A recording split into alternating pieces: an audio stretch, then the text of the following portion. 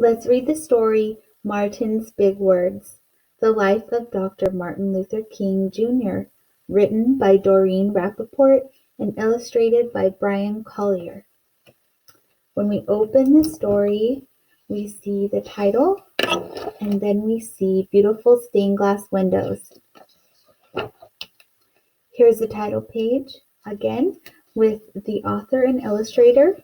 And on this page we have dedications and an author and an illustrator's note. So part of the author's note says, I was introduced to the philosophy of nonviolence as a high school student in 1955 during the Montgomery bus boycott and as a teacher during the Southern sit-ins of the 1960s.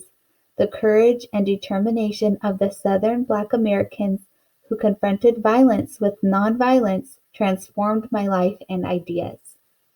And the illustrator's note says, when I close my eyes and think about Dr. King's life, the main image that comes to me over and over again is that of stained glass windows in a church, like these. For me, the windows are metaphors in a lot of ways. In the dark, they blaze out at you like beams of light. The multicolors symbolize multi-races. Stained glass windows are also a vehicle to tell the story of Jesus. And whether you're on the inside or the outside, windows allow you to look past where you are. I use metaphors throughout my work. The 4 candles in the last picture, for example, represent the 4 girls who were killed in the 16th Street Baptist Church. Their light shines on. So let's continue. Everywhere in Martin's hometown, he saw the signs, white only. His mother said these signs were in all southern cities and towns in the United States. Every time Martin read the words, he felt bad until he remembered what his mother told him. You are as good as anyone. In church, Martin sang hymns. He read from the Bible. He listened to his father preach. These words made him feel good. When I grow up, I am going to get big words too. Martin grew up.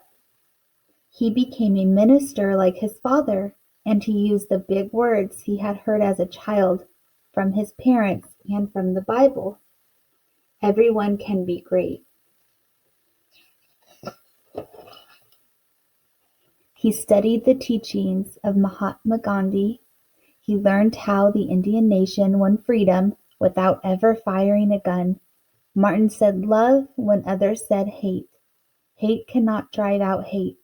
Only love can do that. He said together when others said separate. He said peace when others said war. Sooner or later, all the people of the world will have to discover a way to live together. In 1955, on a cold December day in Montgomery, Alabama, Rosa Parks was coming home from work. A white man told her to get up from her seat on the bus so he could sit. She said no and was arrested. Montgomery's black citizens learned of her arrest. It made them angry. They decided not to ride the buses until they could sit anywhere they wanted. For 381 days, they walked to work and school and church. They walked in rain and cold and in blistering heat. Martin walked with them and talked with them and sang with them and prayed with them until the white city leaders had to agree they could sit anywhere they wanted. When the history books are written, someone will say there lived black people who had the courage to stand up for their rights.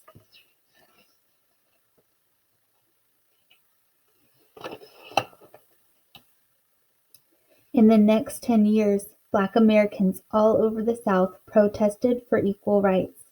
Martin walked with them and talked with them and sang with them and prayed with them. White ministers told them to stop. Mayors and governors and police chiefs and judges ordered them to stop, but they kept on marching. Wait! For years I have heard the word wait. We have waited more than 340 years for our rights. They were jailed and beaten and murdered, but they kept on marching.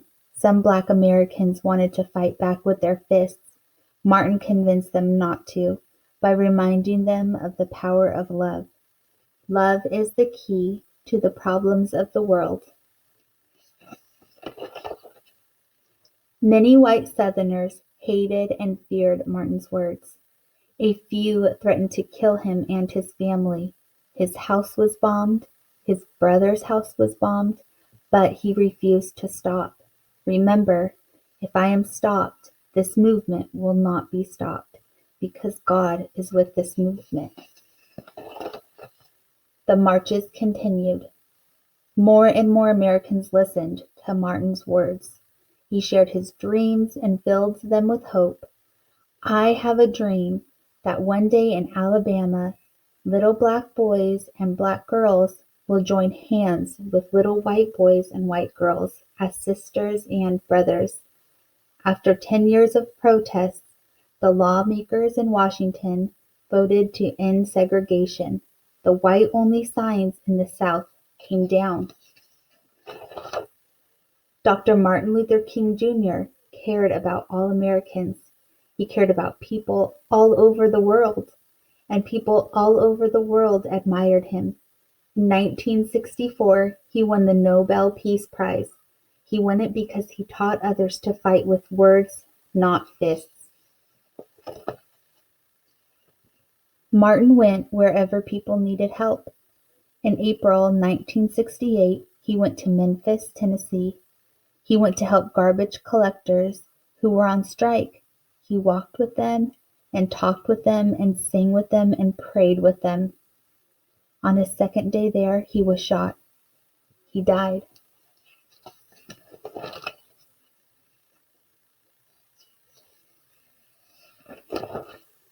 His big words are alive for us today. Freedom, peace, together. I have a dream. Love. Martin's big words. We are finished.